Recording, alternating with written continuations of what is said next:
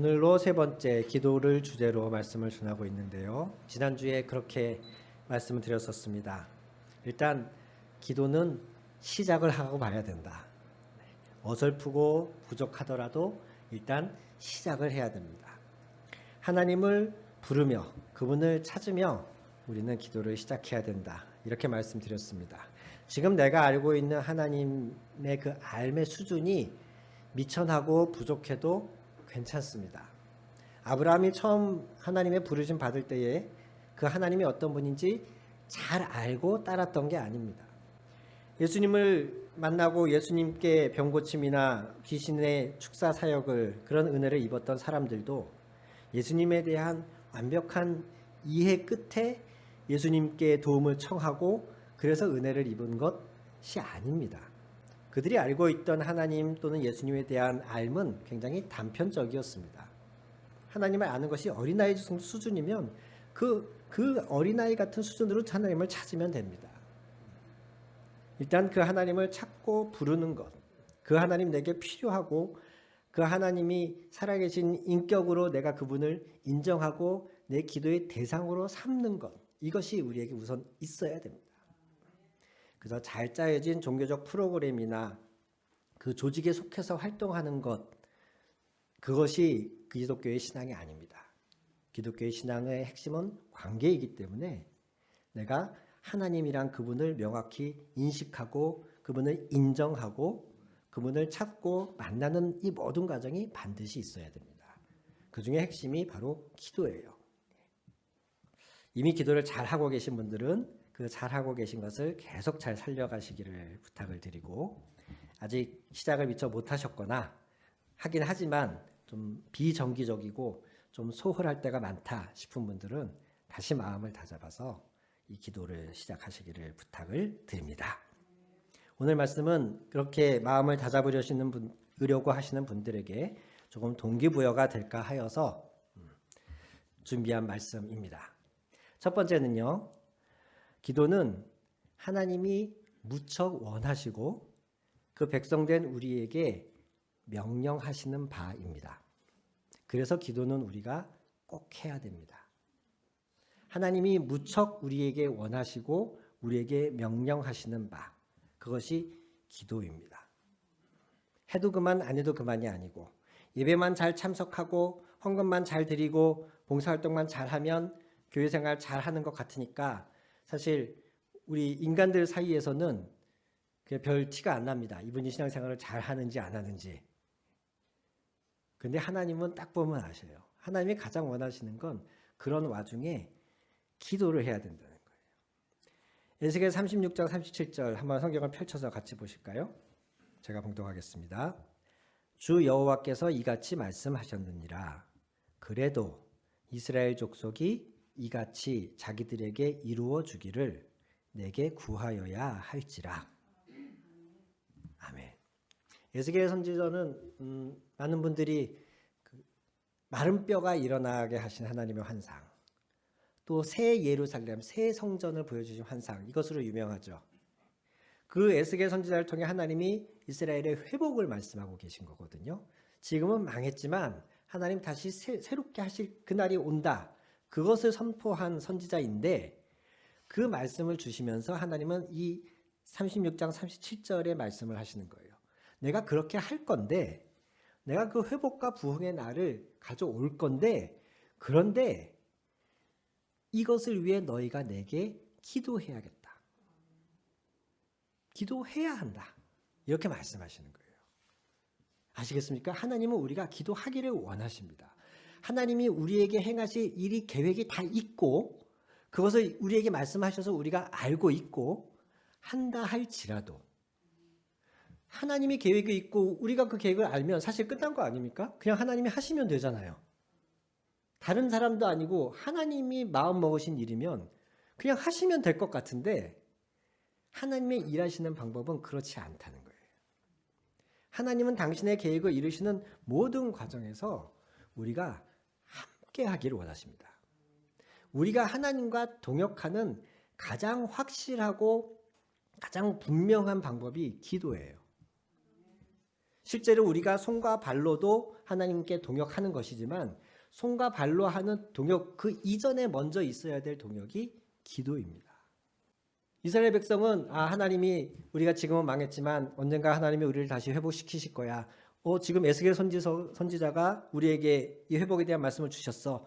아싸 잘됐다. 우리 이제 기다리면 되겠네. 이렇게 마음먹어서는 안 된다는 겁니다. 신구약을 통틀어서 기독교 신앙의 가장 핵심적인 부분을 말하자면 그것은 관계예요. 하나님은 자동 판매기도 아니시고요. 즉 내가 하나님이 내게 어떤 응답을 주실 만한 그런 행위를 하면, 즉 뭐 돈을 지불하면, 아니면 기도라고 하는 대가를 지불하면, 아니면 헌금이라고 하는 대가를 지불하면 그에 맞춰서 하나님이 자동 판매기처럼 딱 응답을 주시는 이런 하나님이 아니십니다. 하나님은 여러 가지 율법에 묶이셔서 그 정해진 규칙대로만 움직이는 이런 기계적인 하나님도 아니십니다. 홍해를 가르실 때에는 모세가 지팡이만 들었더니 홍해가 갈라졌어요. 그런데 요단강을 건너게 하실 때에는 법궤를 맨 제사장들이 요단강 물을 밟고 나서야 물이 갈라집니다. 하나님이 다윗을 이스라엘 왕으로 세우시는 과정에서 다윗은 하나님께 꾸준히 묻거든요. 하나님, 내가 나가서 싸우리까 말리까? 여기서 싸울까요? 도망갈까요? 뭐 이 사람 죽일까요? 말까요? 이걸 다윗은 늘 하나님께 물어요. 그러면 하나님은 일관되게 대답하지 않으십니다. 어떨 때는 정면 돌파하라고 말씀하시고, 어떨 때는 매복해 있다가 기습하라고 말씀하시고, 어떨 때는 싸우지 말라고 하십니다. 이게 하나님이 일관성이 없는 분이 아니에요. 하나님의 계획과 상황, 이 모든 것이 너무나 다양한 요소가 존재해서 하나님이 그것에 맞게 역사하시기 때문에 우리는 매 순간 하나님께 의지하고 하나님께 귀를 기울여야 한다는 것이에요. 그 과정이 기도입니다. 하나님은 일하실 때에 항상 우리가 하나님이 하시는 일에 동참하고 우리가 동역하시기를 원하시기 때문에 그 동역의 가장 기본적인 수단으로 우리에게 기도하라고 하시는 거예요. 내가 이런 계획이 다 있지만 그래도 너희가 이같이 너희들에게 이루어 주도록 나에게 구하여야 하겠다.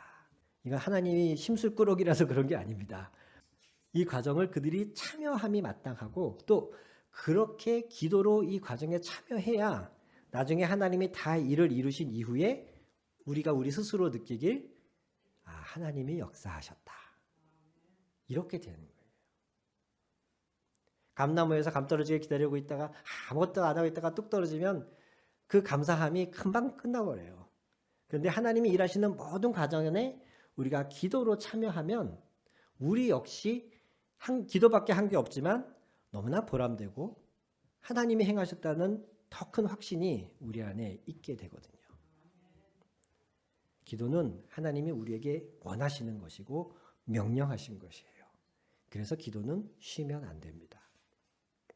두 번째로 기도가 하나님의 명령이라는 것과도 연관되는 주제인데, 그렇기 때문에 기도를 쉬는 것은 우리에게 죄가 되고 하나님이 기뻐하시지 않는 일이 됩니다. 사무엘상 12장 23절 보면 사무엘 선지자가 백성들을 모아놓고 그렇게 말하죠. 너희를 위하여 기도하기를 쉬는 죄를 여호와 앞에 결단코 범하지 아니하고. 사무엘은 이스라엘의 영적인 지도자였습니다. 특히나 그 사람은 개인적으로도 모든 하나님의 백성들은 기도해야겠지만 이스라엘을 위하여 기도하는 것, 그게 그의 마땅한 사명이었어요. 그가 예언도 했겠고 여러 가지 하나님의 말씀의 통로가 된 사람이었겠지만 무엇보다 그에게 중단돼서 안 되는 큰 사명은 바로 백성을 위해서 기도하는 것이었어요. 그렇기 때문에 그는 내가 그 기도를 쉰다면 그것은 곧 하나님 앞에서 죄를 짓는 것과 같다라고까지 말하는 거예요. 기도하기를 쉬는 죄를 결단코 범하지 않겠다. 사무엘은 한 민족의 위대한 지도자니까 뭐 이런 기도를 해야 된다고만 생각하지 마십시오. 우리도 여러분 각자의 처한 위치에서 다 중요한 역할들을 하고 계십니다. 한 가족의 자녀들의 부모이시잖아요. 어떤 팀이나 회사에서 일하는 동료들 안에서 중요한 역할을 맡고 계시잖아요. 우리 교회 안에서도 여러분들에게 주어진 그런 하나님의 부르심과 위치, 여러분들이 섬겨야 될 역할들이 앞으로 점점 생겨날 것이잖아요. 그렇다면 하나님이 맡겨주신 그 역할, 그 사명을 감당하는 데 있어서 기도하기를 쉰다면 그것은 죄인 것이에요. 이사야 64장 7절에 이렇게 말합니다. 주의 이름을 부르는 자가 없으며 스스로 분발하여 주를 붙잡는 자가 없으니 하나님이 우리의 죄악으로 인하여 우리를 소멸하시게 되었다.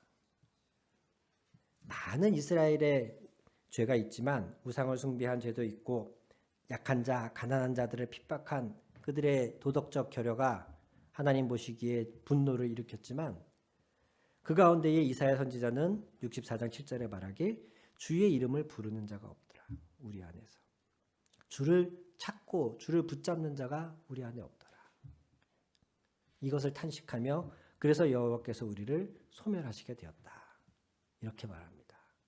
이 반대의 케이스가 하나님이 멸망시키겠다고 말씀하신 이스라엘을 위해서 모세가 기도했을 때 그들이 시내산에서 금송아지를 만들어 놓고 이것이 여호와다 하면서 축제를 벌이는 그 상황에 하나님이 모세야 이제는 내가 이들을 버리고 모세 너 한 사람을 통해서 새로운 민족을 일으키겠다.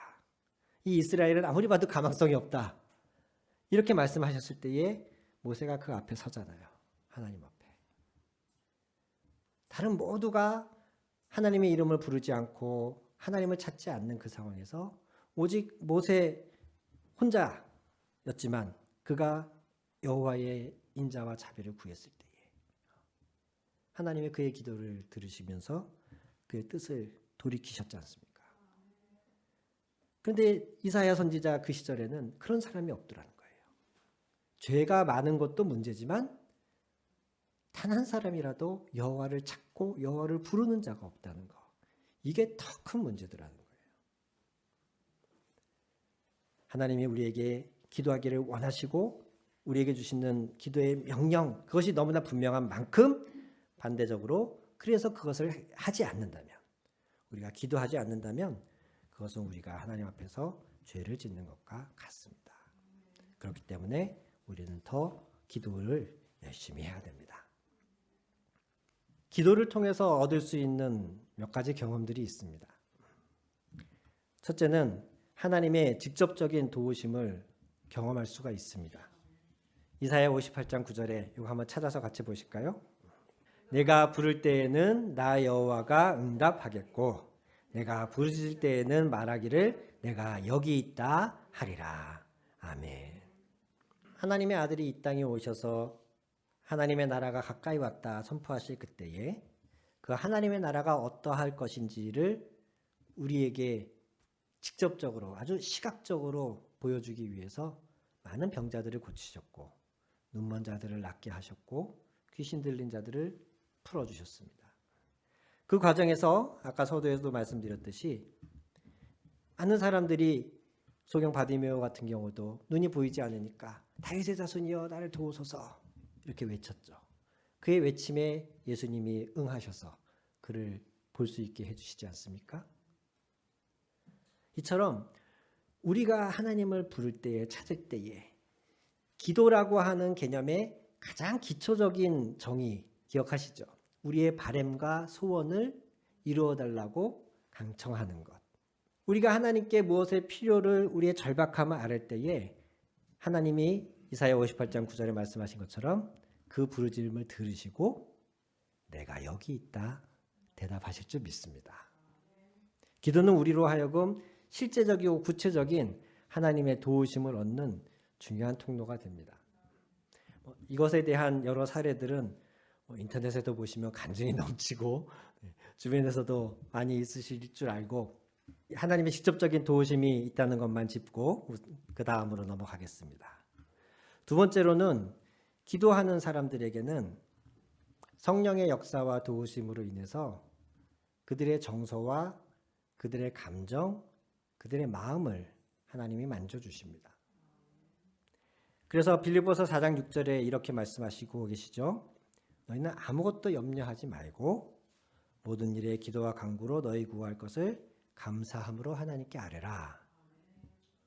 아뢰라. 그리하면 모든 지각에 뛰어난 하나님의 평강이 너희 마음과 생각을 지키시리라. 아멘. 제가 어릴 때에는 이 말씀이 좀 실망스러웠었습니다.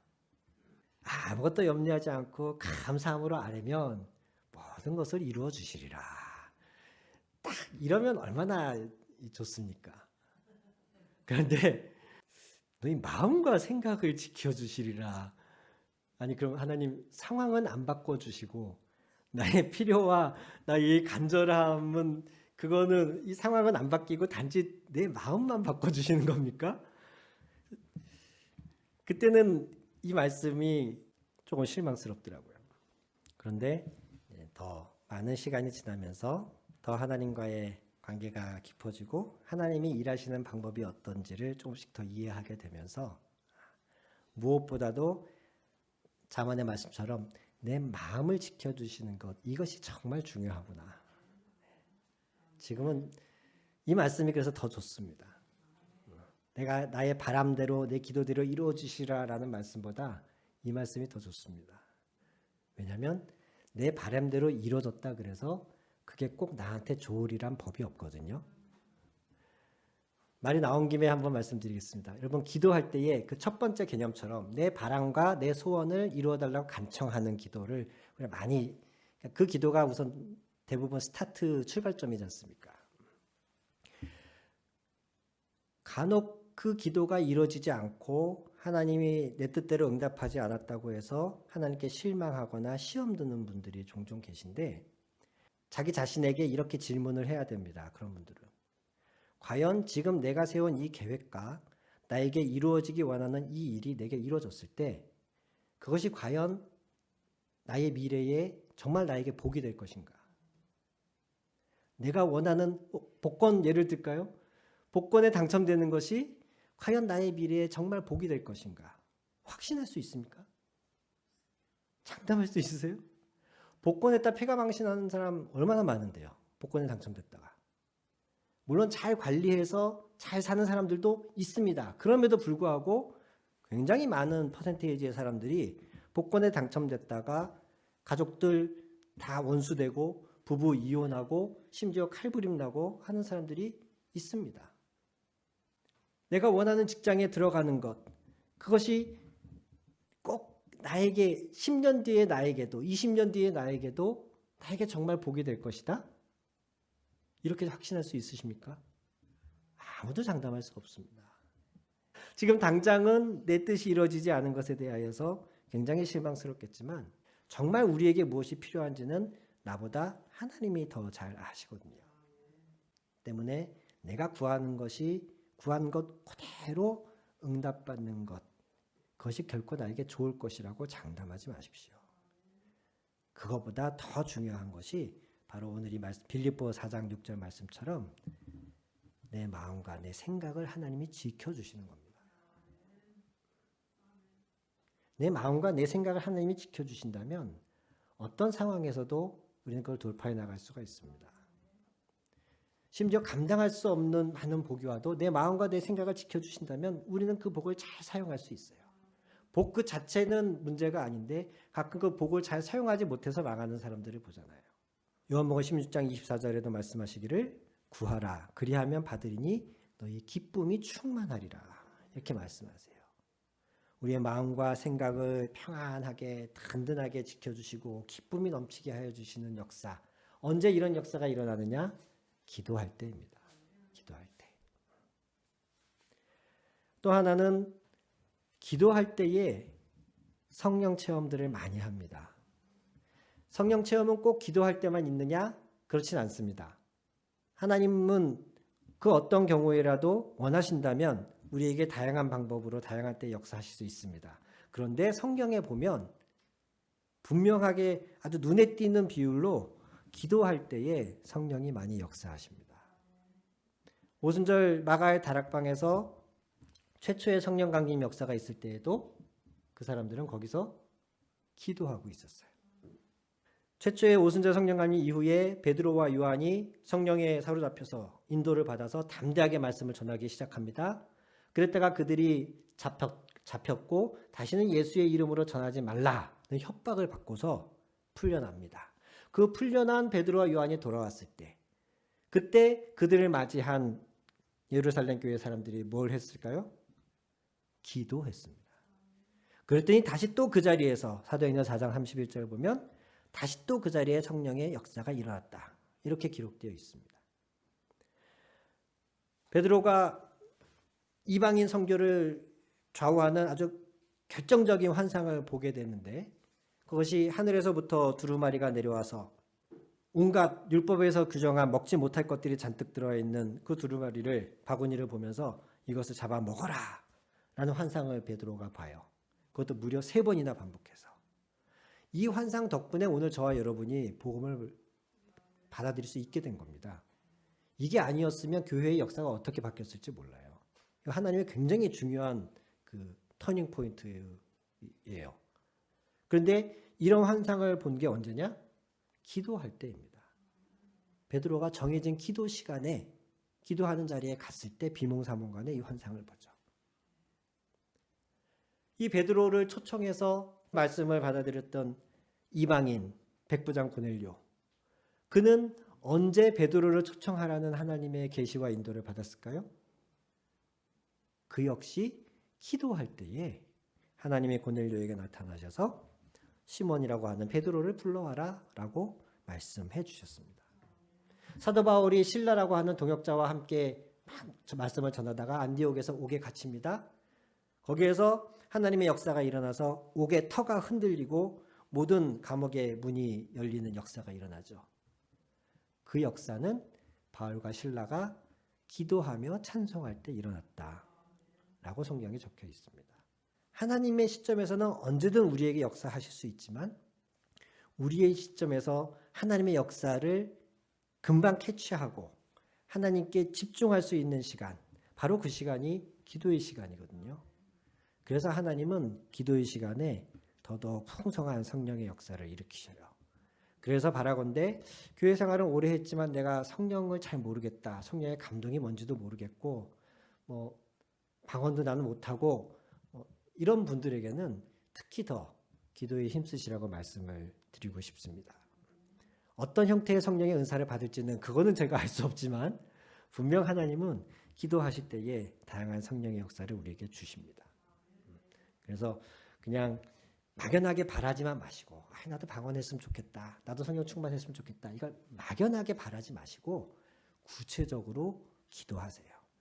정해진 시간에 좀 마음의 자세를 우리의 몸의 자세로 좀 드러내면서, 되도록이면 무릎을 꿇고 기도해 보시는 거 권합니다. 우리의 몸과 마음은 따로 놓을 수 없거든요. 이렇게 들어 누워 있으면서 하나님 경외합니다, 입으로만 떠드는 것이 우리의 진정한 마음을 담아낼 수가 없어요. 그렇기 때문에 때로는 하나님 앞에 실제로 엎드리고, 실제로 무릎을 꿇고, 때로는 실제로 손을 들고 하나님 앞에 구체적으로 기도할 때에 하나님은 우리에게 더욱 강력하게 역사하십니다. 마지막으로 기도할 때 우리가 경험할 수 있는 좋은 것 중에 하나는 시험으로부터 우리가 지켜지는 것을 느낄 수 있습니다. 마가복음 9장 28절에 예수님이 귀신 들렸던 아이를 치료하신 뒤에 제자들이 묻죠. 우리는 왜 그 귀신을 쫓아내지 못했습니까? 그때 마가복음 9장 28절, 기도 외에 다른 것으로는 이런 종류가 나갈 수 없느니라. 아멘. 이렇게 말씀하세요. 그리고 누가복음 22장 39절에서는 거기서 예수님이 감난산에서 제자들을 데리고 나가서 기도하시다가 이런 말씀을 하세요. 유혹에 빠지지 않게 기도하여라. 저는 전에는 그렇게 생각했었습니다. 우리가 어떤 유혹이나 시험이나 우리의 신앙을 위협하는 상황이 됐을 때 그 순간에 우리가 대적 기도를 잘 해야 그 위기를 모면할 수 있다. 어떤 음란함이나 아니면 우리의 신앙을 위협하는 이런 위협적인 상황에서 그 순간 기도를 잘해야, 예수님의 이름으로 사단아 물러가라 이런 식으로 그 순간 대적 기도를 잘해야 그 위기를 넘길 수 있다. 예전에는 그렇게 생각한 시절이 있었습니다. 그것도 물론 중요하고 해야 됩니다. 그런데 마치 그 순간 대적하는 기도는 위기가 닥쳤을 때의 위기를 모면하는 방법이라면, 제가 지금 말씀드리려는 시험으로부터 우리를 지켜주시는 기도라고 하는 이 기도는 아예 우리를 위험에 가까이 가지 않도록 지켜주시는 그런 은혜를 말합니다. 우리의 몸이 적정한 음식 섭취와 적절한 운동을 통해서 면역력이 높아지고 기본적인 건강이 좋아지죠. 그럴 때에 우리는 우리에게 침투한 바이러스나 세균이나 어떤 병균들을 나도 모르는 사이에 이겨내게 됩니다.